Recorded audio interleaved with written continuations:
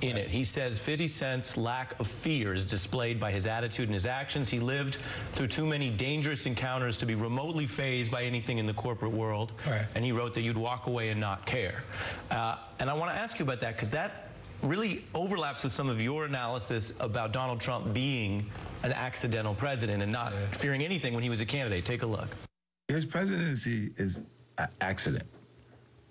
If you were a president by accident, you might do some of the things Donald Trump is doing. I think he was doing that to build his profile for a bigger deal on television and everything else. How did you come to that view? Because a lot of people agree with that, and that's kind of scary if that's the reason he became president. Yeah, I think it was a surprise to him when he actually won. You know, because he said things that were really graphic in the campaign.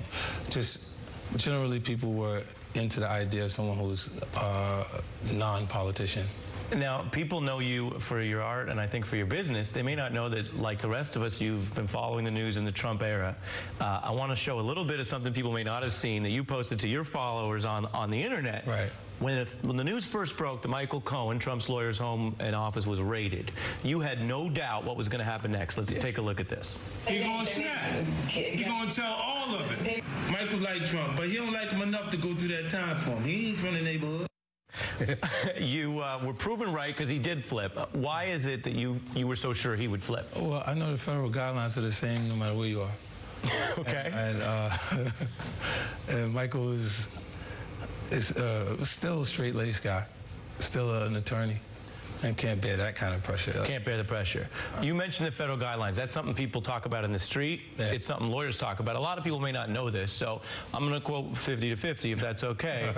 In one of your older songs, I'm a Hustler, you said, when the feds come in the game, loyalty's limited. With the feds, you do 85% of your time. Duke, you get 10, you'll damn near do 9. And this is from the federal guidelines themselves that you're quoting.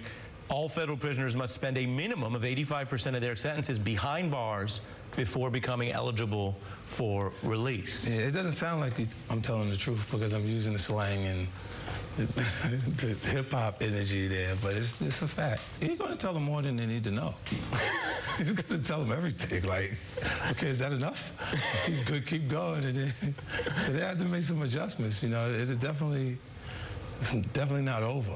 I want to ask you about guns, because you know this is very controversial.